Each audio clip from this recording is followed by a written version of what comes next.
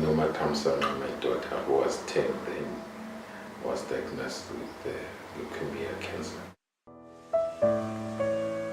Our daughter had been diagnosed with cancer in 2007 at the age of 10 months. She had a cancer called neuroblastoma.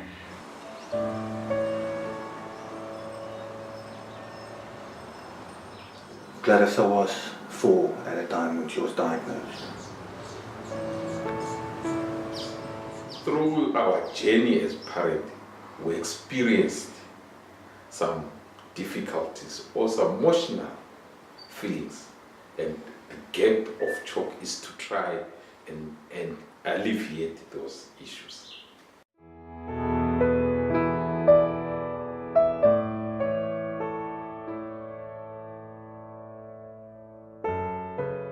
CHOC started as a small parent group in the Pediatric Oncology Ward of the then Johannesburg General Hospital in 1979, and since then we've grown to become the largest NGO focusing on childhood cancer in South Africa. And one of the things that touched me most in those years, there were no CHOC houses.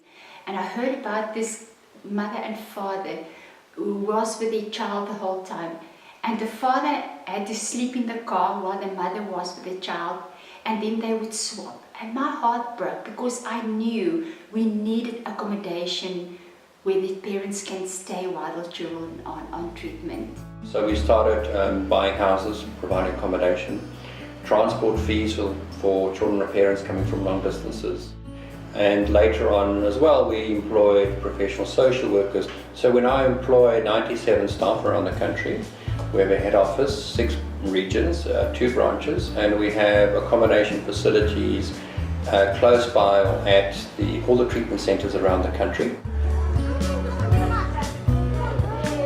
They are a place where the children come to stay when they are on treatment, but they don't need to stay in the hospital.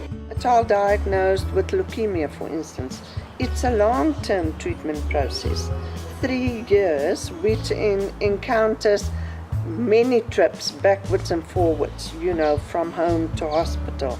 A lot of our parents don't have enough funds to go home and to come back to complete the treatment.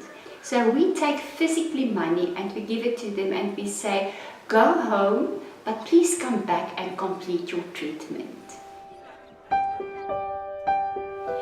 We will go into the wards and we will make the wards warm and child-friendly. We'll put in TVs, toys, books, and we will see to it that it is clean. Sometimes we send in deep cleaning teams.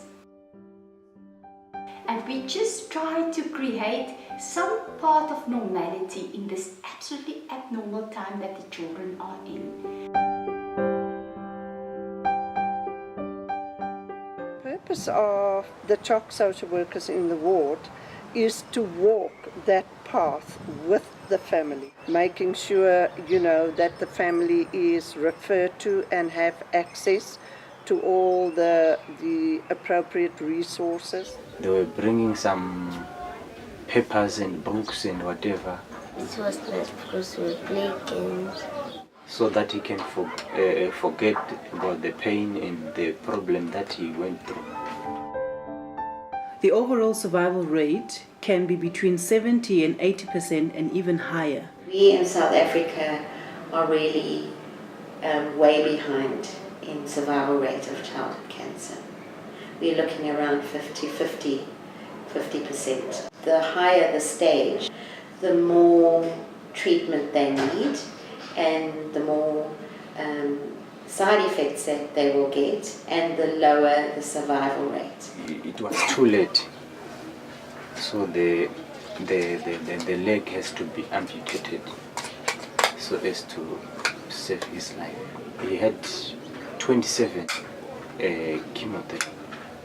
We think that fewer than half the children are being diagnosed. We work with corporates, individual government, to make sure that our kids reach those hospitals as early as possible, and that the mindset or the perception of people about cancer is not about death, but it's about life. The aim is to train the primary health nurses at ground level, and from there once they know the warning signs, is to refer them to the district hospitals, and from the district hospitals to train those nurses, and then obviously our professors to train the specialists there. From there, then to get them to the academic hospitals to get them diagnosed at stage 1 or stage 2, which is early. So we are well governed. We've got a full functioning board. We operate on the highest ethics.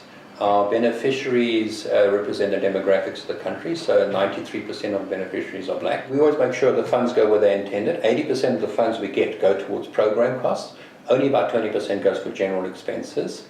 We also operate very cost effectively, so we get gifts in kind, we use volunteers. So for example, in the houses, a lot of the food we get is donated. So I can say with confidence that CHOC is a brand you can trust. So for instance, in 2010, we were voted one of the most trusted and admired organizations in South Africa. That was the Africa Trust Barometer Awards. The cows are a fundraising arm of CHOC, and they began in 2008. That first year we decided, after Jess passed away, we decided that we'd do some fundraising, and we decided to ride the 94.7. By the end of 2014, the ever-growing herd had raised over 17 million rand for CHOC. Where the CHOC is today is the CHOC that we dreamt of. Many of the children do survive, and they come back many years later with their families and with achievements that you can feel very proud that you've had a hand in the life of that child to be able for them to do that. You can't believe that you're gonna play soccer with other people in the street, with other children in the street. So it's not end of the road.